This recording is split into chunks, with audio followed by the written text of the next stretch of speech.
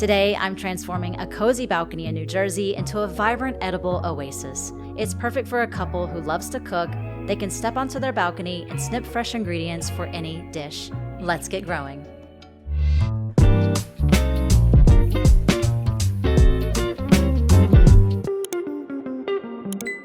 Welcome to Sky High Harvest. I'm Nastasha, and I'm on a mission to inspire those with limited space to grow their own fresh, nutritious produce right at home. So let's hop on a call with Jed and Lauren to uncover their vision for this green oasis. It's early September, so we only have 2 months left in the growing season. I was thinking that we could do a lot of cool weather crops like arugula, spinach, lettuce, stuff like that, because they like the cooler temperatures. Right, and whatever does grow, we will consume. And that's really what sparked my attention with all of this, because I'm sick of having to go buy it when it's so expensive and it's, it's not the best quality. I'd much rather just walk out to my balcony and trim whatever I need for that dish. We've got a rail where we can hang some planters off of. We have a couple of spaces for pots, but not a ton of space. We have some room. We love plants that talk to us. If they start to do this, and give it a little water. Then they perk right back up. Yeah. Pretty easy, So I am so excited to create an edible garden for you where you can just walk out on your balcony, trim whatever you need, and make something delicious. We're excited too. This space is brimming with potential, but since it's a rental and drilling isn't an option, I'm focusing on a portable and renter-friendly design that maximizes space. Considering the limited ground space for pots, I'm liking the railing as a solution to grow more crops while keeping the floor uncluttered. Lettuce, spinach, and arugula are cool weather crops, so they'll appreciate the shade from the tree, and the cooler temperatures will prevent them from going to seed. The sage, thyme, oregano, and mint are perennials, and they'll grow again next year, giving Jed and Lauren a head start in the spring. So to bring this transformation to life, I've crafted a detailed plan using the Garden Planner tool from gardenplanner.almanac.com. I can't go into all the ins and outs here. Grow Veg created this site, one of my favorite YouTube gardeners, by the way. After carefully considering the space and my design ideas, I've decided on 2 tall pots and 8 hanging baskets that will fit seamlessly on the balcony, ensuring enough room for the plants to thrive. And to add warmth and enhance the brick on the back wall, I've chosen these tall pots in these warm beige tones. And I love these hanging baskets with these cocoa liners for their rich color palette and excellent drainage. They also promote soil aeration, prevent compaction, and improve root health. Hi. Oh, you want me to get out? The real star of the show. How you doing? No, you're doing great. Stay there.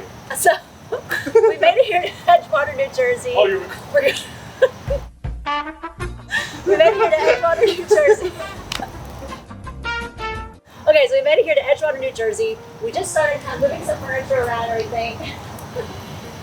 So let's get in there and get started on the plants. Hey, it will fit. Yeah, I like it. I think it's perfect. Because actually, With the layout in place, it's time to roll up our sleeves and get our hands in the soil. I'm starting with the 2 tall pots. These will be the new home for these tomato transplants, known for their extensive root systems. To make the most of the space and to intercrop, I'm adding oregano and thyme from my garden, which will serve as fantastic ground cover and deter pests. The size and depth of these tall pots are just right to accommodate all those roots and create a thriving mini ecosystem. And for a quick 1-minute tutorial on intercropping, don't miss out on this YouTube short. So yeah, we're gonna fill up 2/3 of this soil. These are plants that I grew in my garden and they were neglected a bit. I'm trying to put this down as far as possible because wherever you fill the soil to, it's going to make roots. So having it down further, it's gonna make this plant stronger. I mean, it's just moist, It's like, look at this. This is like Black Forest cake. Which is my favorite cake, actually. It's great.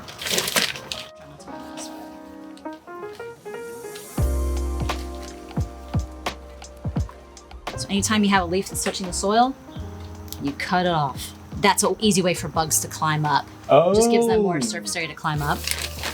Just take those bottom leaves off.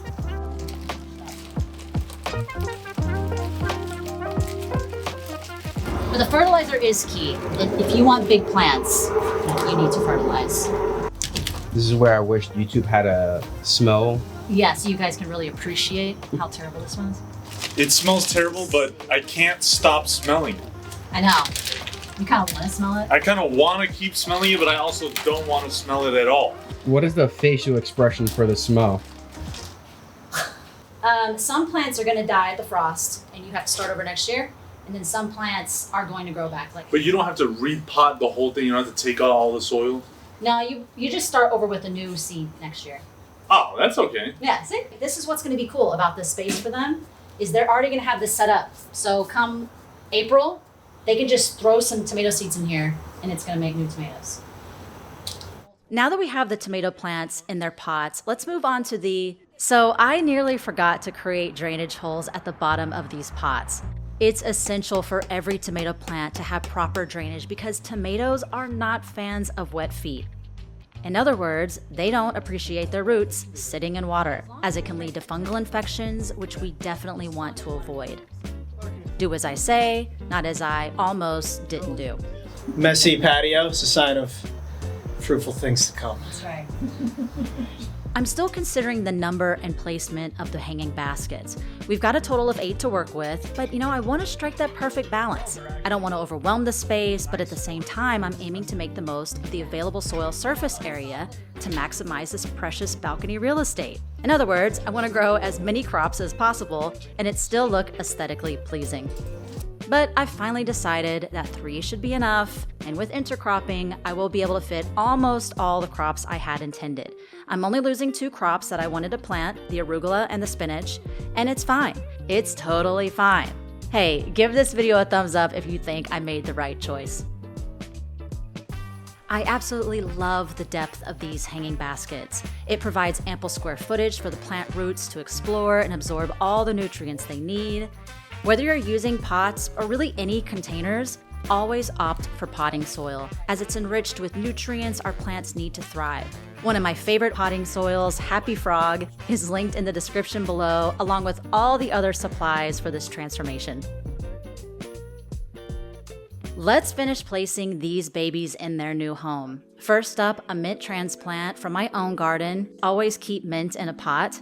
Mint has a tendency to spread aggressively via underground runners, so planting it in the ground can turn your yard into a mint jungle. Next, we have basil, specifically mammoth basil, lovely oversized leaves. It's both delicious and visually appealing. Alongside it, I'm planting 2 sweet Genovese basil plants that I started from seed. They're still young, but Jed and Lauren can start using them right away. Check out this 2-year-old sage plant that's been thriving in my garden. It looks perfect here and fills in this space nicely. Moving on to some baby lettuce, also grown from seed. They might be a tad young for transplanting, but we'll see how they fare. As a bit of insurance, I'm also planting a few seeds directly. And lettuce loves the cooler temperatures, so it should thrive here. And this rosemary plant, a steel I found at Trader Joe's. And to top it all off, we're adding more soil, and don't forget to water your transplants thoroughly.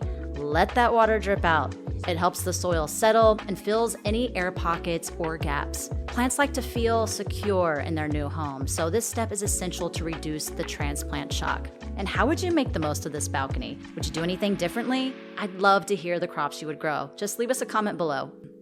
Now that all of our plants are snug in their new homes, it's time for some final checks. I'm removing any yellowed leaves, ensuring the soil is nicely settled, and carefully inspecting each transplant to make sure they're all set to thrive in their fresh surroundings. I'm also filling in those empty spots with some seeds to make the most of this garden space. And always label your plants. And note where you've planted your seeds. Trust me, with time, it's easy to forget. Labeling keeps your garden organized. So now that this garden transformation is complete, I'm absolutely thrilled with how everything turned out. I came back 44 days later to assess Jed and Lauren's balcony, and let's just take a moment to marvel at how this garden transformed over the last 44 days. Growing your own food takes time, patience, and nurturing, and we did start with smaller plants and a ton of seeds.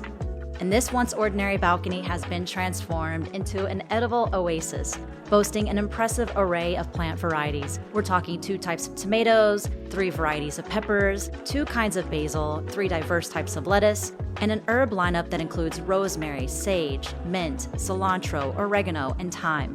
All of this on a compact balcony. It proves that so much can be achieved even on a small balcony with limited space and just a handful of pots. Let's talk about the cost of this garden transformation. This entire transformation came together for around $350. If you think that's a lot of money, just stick around, I got you. Most of this budget, $225, went to buying 2 tall pots and 3 hanging baskets. $42 for 3 bags of soil and 1 bag of organic fertilizer, $36 on seeds to grow 18 different plants, and just $2.50 for an established rosemary plant from Trader Joe's.